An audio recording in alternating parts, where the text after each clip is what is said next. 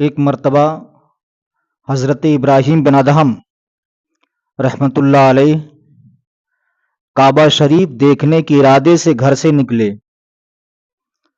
عالم یہ تھا کہ ایک قدم رکھتے تھے 2 رکعت نماز نفل پڑھتے تھے، پھر قدم رکھتے ہیں 2 رکعت نماز نفل پڑھتے ہیں، سفر کرتے ہوئے جا رہے ہیں، ہر قدم پر 2 رکعت نماز نفل پڑھتے ہوئے جا رہے، سفر کی صعوبتیں برداشت کر رہے ہیں، متواتر 14 سال تک سفر کرتے رہتے ہیں۔ 14 سال تک جو سفر کیا، ایک قدم رکھتے تھے 2 رکعت نماز نفل پڑھتے تھے، پھر ایک قدم رکھتے تھے، پھر 2 رکعت نماز نفل پڑھتے تھے۔ 14 سال تک متواتر سفر کرتے رہے۔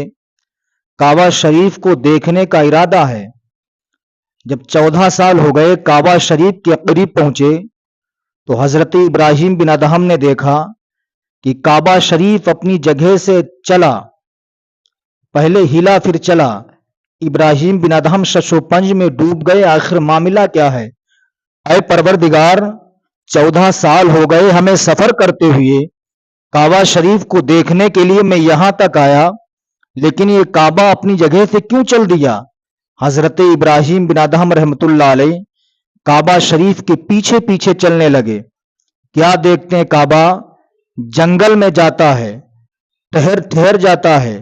جب کعبہ شریف وہاں پہ رکا تو ایک اللہ کی بندی جن کا نام حضرت رابعہ بصریہ ہے، وہ کعبے کے قریب آئیں۔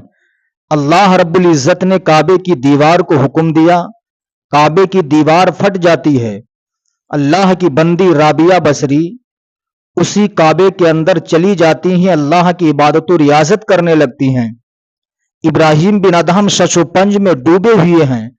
میں نے 14 سال تک سفر کیا کعبہ دیکھنے کے لیے، ہر قدم کے بدلے میں 2 رکعت نماز نفل پڑھتا رہا، لیکن مولا یہ کون سی ایسی نیک خاتون ہے، کون ایسی تیری پیاری بندی ہے جس کی زیارت کے لیے تیرا مقدس گھر آیا، جس کی زیارت کے لیے مولا کعبہ شریف چل کے آ گیا، شش و پنج میں ڈوبے ہوئے ہیں۔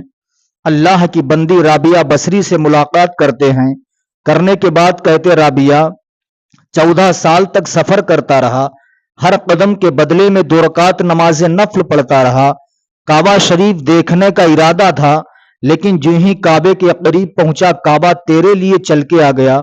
اے اللہ کی بندی رابعہ، یہ بتا تو کون سا ایسا کام کرتی ہے، کون سا ایسا نیک عمل کرتی ہے کہ اللہ رب العزت نے تیرے لیے کعبہ جنگل میں بھیج دیا؟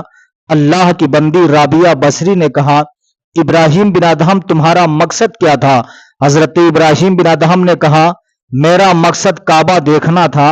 حضرت رابعہ بصری نے کہا، میری اور تمہاری سوچ میں یہی فرق ہے، تمہارا مقصد کعبہ دیکھنا تھا، میرا مقصد کعبہ دیکھنا نہیں تھا، بلکہ جس نے کعبے کو بنایا ہے اس رب کا دیدار کرنا مقصد تھا، اس لیے میری زیارت کے لیے کعبہ شریف چل کے آ گیا ہے۔ اس لیے اسلامی بھائیوں، بزرگان دین ہیں، ان سے سچی عقیدت رکھو، سچا پیار کرو۔ یہی اللہ کی بندی حضرت رابعہ بصری ہیں۔ ایک شخص آیا، آنے کے بعد کہتا، رابعہ میں کچھ پوچھنا چاہتا ہوں۔ حضرت رابعہ بصری نے کہا، کہو کیا پوچھنا ہے؟ وہ شخص کہتا، پوچھنا یہ چاہتا ہوں ولی کسے کہتے ہیں؟ حضرت رابعہ بصری نے کہا، ولی کسے کہتے ہیں؟ وہ شخص کہتا، ہاں۔ اللہ کی بندی رابعہ بصری نے سامنے ایک پہاڑ تھا، انگلی کا اشارہ کر کے کہا، اے شخص سن، ولی اسے کہتے ہیں جو پہاڑ کی طرف انگلی کا اشارہ کر کے کہہ دے پہاڑ سونا بن جا، تو اللہ رب العزت پہاڑ کو سونا بنا دیتا ہے۔ اتنا کہنا تھا، پہاڑ سونا بن گیا۔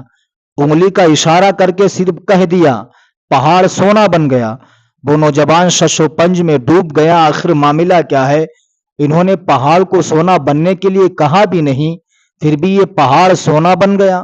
رابعہ بصری نے دیکھا پہاڑ سونا بن گیا، رب کی بارگاہ میں عرض کرتی، پروردگار، اے مالک و مولا، میرا مقصد پہاڑ کو سونا بنانا نہیں تھا، اس نوجوان کو بتانا تھا ولی کسے کہتے ہیں، لیکن پروردگار تو نے پہاڑ کو سونا بنا دیا ہے۔